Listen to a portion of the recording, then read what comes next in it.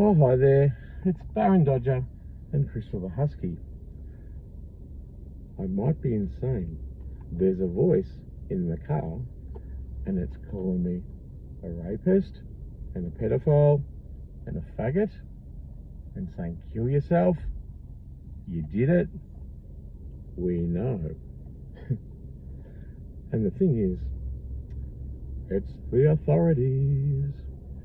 And the authorities, as we know, are only a man-made construct, and they're fallible and corrupt of being made by imperfect mortal humans. I've never been able to report a crime to police. I've been under surveillance for years. If I was a rapist, a pedophile, an extortionist, a terrorist, there would be a due political process, there'd be a legal process, and I'd be fined, whatever, arrested, jailed for the crime. The fact that there's been no arrest underscores this deliberate attempt to stitch me up and use these implied false accusations against me in a way that weaponises other people to stand opposed to me. This government is corrupt. Last week, I survived a hit on my life from this government, and that was Bill Shorten, who enacted Lebanese crime gangs to intercept me from Melbourne to Sydney, and I got a tip-off that they were sent to extinguish me. And so I didn't really like hanging out at the house where I was going to be murdered, so I left. And this underscores the egregious human rights violations of the NDIS and this government. Right now, I don't have a home. I don't have food. I don't have medicine. I don't have human rights. I don't have any legal help whatsoever. They're obstructed systemically and politically. And there is a black budget with which to guarantee the complicity of my silencing as a whistleblower. And I whistleblow for the purposes of democracy and humanity, of equality, equity, fairness, transparency, accountability, all these things. And in doing so, I stick up for people, all of you, whereas all of you have universally betrayed me. The government's made me think I'm not important and of zero consequence, and I don't deserve the things that normal people have in a society, which means they can survive. Those things have been deliberately redacted from me, as well as my prosperity, via manipulation of the legal system for a very long time. My targeting's gone for 30 years. And that targeting, during the targeting, I suffered a suicide.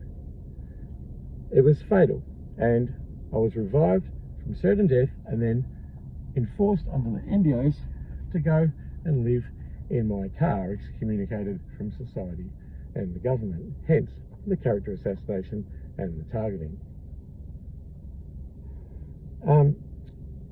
The government kills innocent citizens, disabled ones like me, and if they're an inconvenience to or a threat to the existing power structures of the super rich, corrupt elite which run this country, then my sacrificing, my death, my murder is seen as just a collateral damage in sustaining the status quo. I've got a letter from the Prime Minister, the Attorney General's office. I've got a letter from the ONHCR and some pretty powerful people, all universally neglecting to intervene on my human rights and justice issues. I love cops because they all have this thing in common with me: justice, equality, fairness, all these things, and politicians have it too. They want to contribute, they want to see some democracy, some humanity, they want to see fairness, they want to see that everything's as just and as equitable as it can possibly be. And I agree with all politicians genesis in wanting to be involved as a politician. Unfortunately, now that they've plugged into the same reality of being paid by the tyrannical government that pays them, persecutes me, I can't get a single response from any single politician in the country indicating this brutal forsaking of me, and I have no home. I've been murdered. Bill Shorten's ordered a hit on me, and then the same government that ordered the hit had to intervene to stop me from being killed, and this indicates the most egregious human rights violation in the history of Australia to do with the whistleblower. I'm an important person. I know you all love to hate me, but I'm sticking up for you. It's true, I fucked her, but Debbie Morgan has been proven now that I've got evidence. She was paid to make a false statement to police, and that has underpinned this police corruption victimising me for the best part of 30 years. I don't pretend there hasn't been inappropriate stuff on my computer, half the time put there by the authorities, but the thing is, I don't want to have sex with children, and I never have. That is a stupid manipulation of my sexuality as a gay person. I don't have sex with kids, get it through your head. I'm not a terrorist. I'm the antithesis of a terrorist. I'm not an extortionist. Records will show I gave back $100,000 to someone because they said it was a mistake they gave it to me. I don't get work cover, I don't get insurance, I don't get settlement, I don't get a home. The universe has universally betrayed me. So, without the necessary things, the attributes that I need to survive in a democracy, and you need money in order to exist in a democracy of which money is the currency, but the same government target you removing your money, I am inconsistent with the ability to survive. Paul Crystal's in the hot cow. It's been a really brutal treatment, and it's relied on going to the most inner circle of my family and friends. Hi Mum, thanks for the $50. It's not really making a meaningful change to this dreadful political persecution.